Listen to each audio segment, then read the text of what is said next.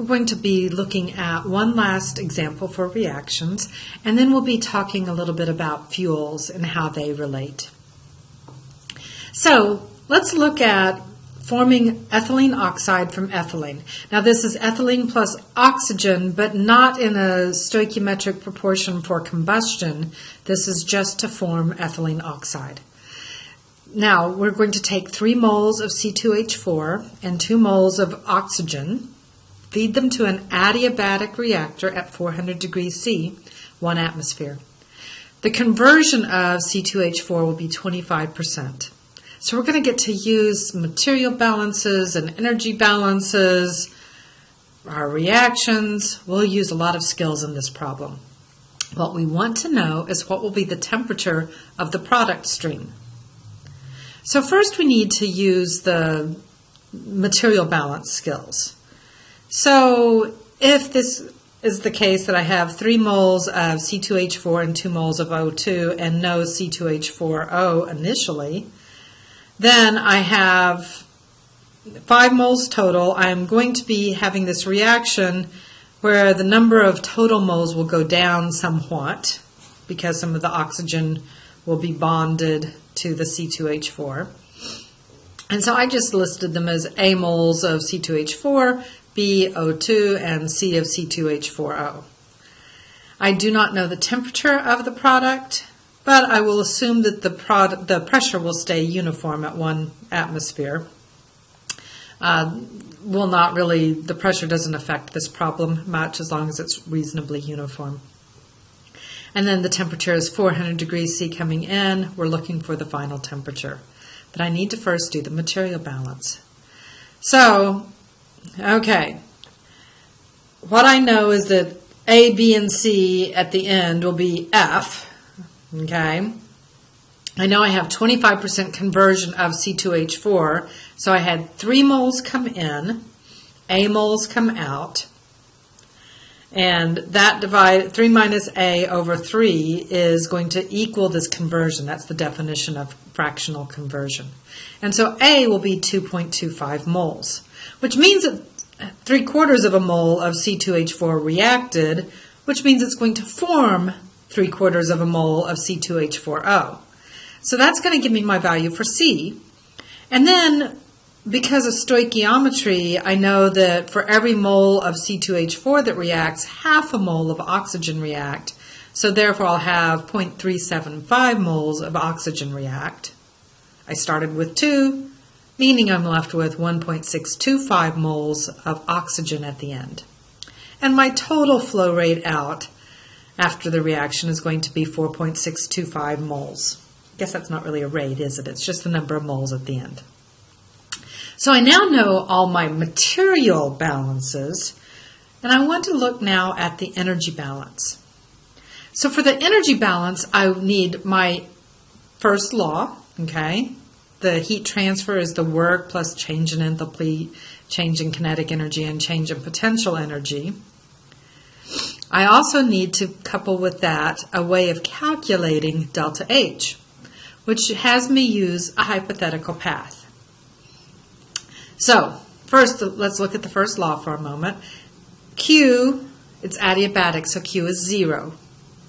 Work requires moving parts. Reactors really don't usually have a lot of moving parts, so work I take as 0. Delta H, you never assume that's 0.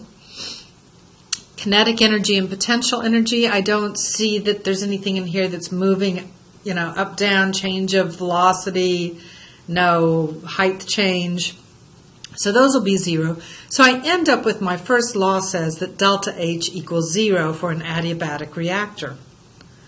Okay, delta H equals 0. So therefore I need to figure out delta H. And I'm bringing in C2H4 and O2 at 400 degrees C. I then am going to have this reaction happen and leave at some unknown temperature, where delta H is equal to 0. If I only knew the heat, the delta H across here. So I create this hypothetical path. So first I take my reactants to standard temperature, 25 degrees C. Have the reaction happen at 25 degrees C, form my products, Now, the leftover stuff will also be at that 25 degrees C, so it's, there too. And then take my reactant, or my products rather, not reactants, products, the after reaction portion, and heat it from 25 degrees C to some unknown temperature. And then we'll see what temperature makes this true. Now, in order to do these calculations, I'm going to need C sub P data or enthalpy data for these various gases. This is basically what the equation is. I've got C2H4 and O2 going from 400 to 25. I have the number of moles of each of those. 3/4 of a mole will be in the reaction, and after the reaction, I have 2 1/4 moles of C2H4, 1.625 moles of O2, and 0.375, I think that's 0.75 moles of C2H4O. So that is an error right there. That's 0.75. And the sum of this will equal 0, and the unknown is T. It appears, though, in a lot of unfortunate places. Okay? Now, I went to a spreadsheet because this didn't look like something that was going to be pretty algebra. So I found heat of formation data. I've got one that was A, B, C, and D for C sub P of this format here.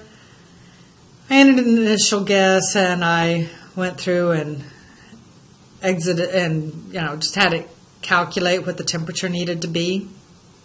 So the way I do that in Excel is I set up the equation for delta H, and I say vary the temperature until delta H is equal to 0. And when I did that, I got 714 degrees C.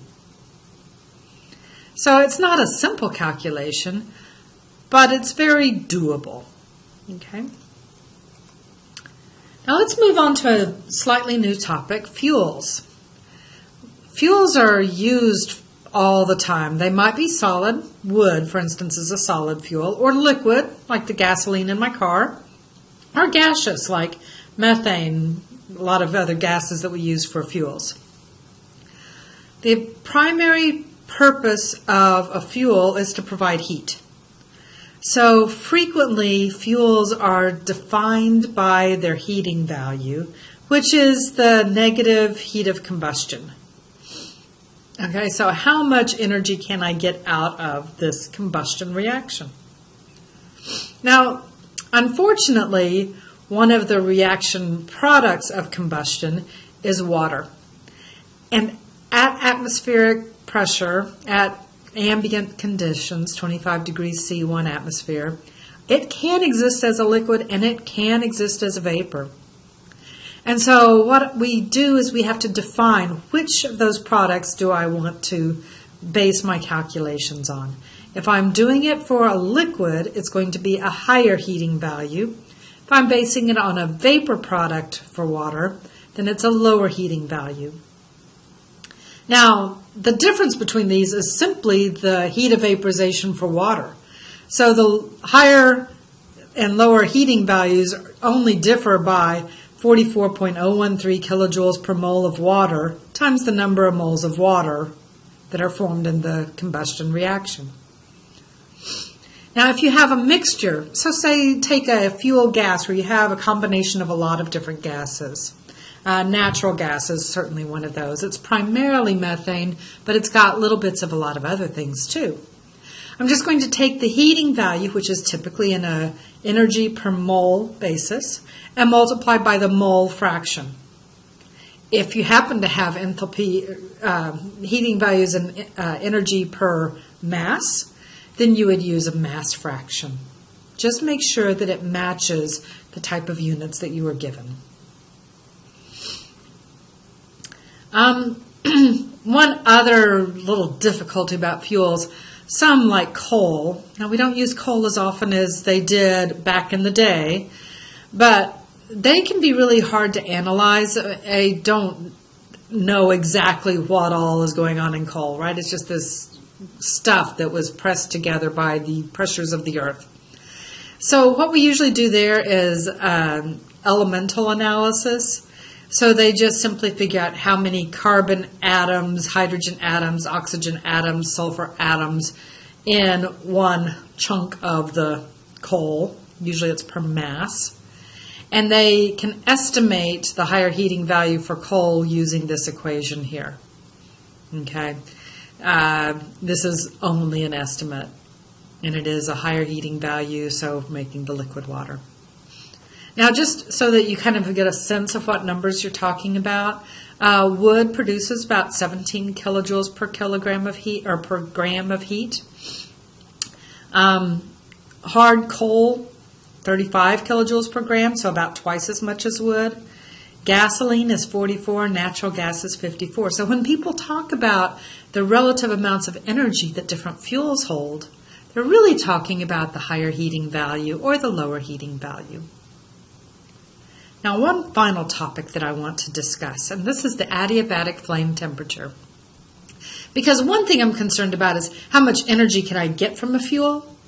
But another thing I'd like to know is how hot will the fire be if I'm burning wood or if I'm burning methane?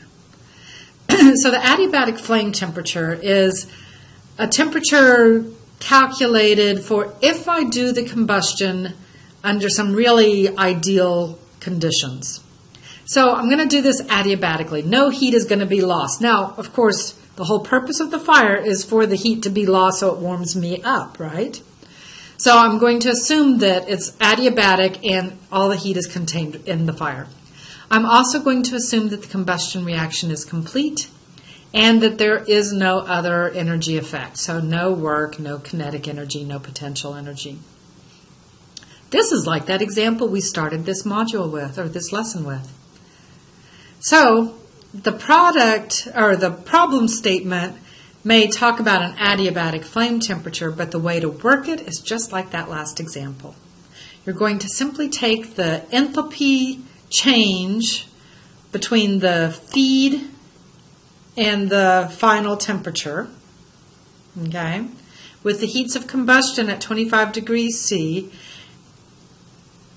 I get my work, okay? We usually do it based on a feed temperature of 25 degrees C because most of the time if I'm worried about a fire, I'm thinking that I'm building it at room temperature, right? So this is going to be a very common problem, and an adiabatic flame temperature is not simple to calculate, but it's well within our skill set. So this concludes Module 8.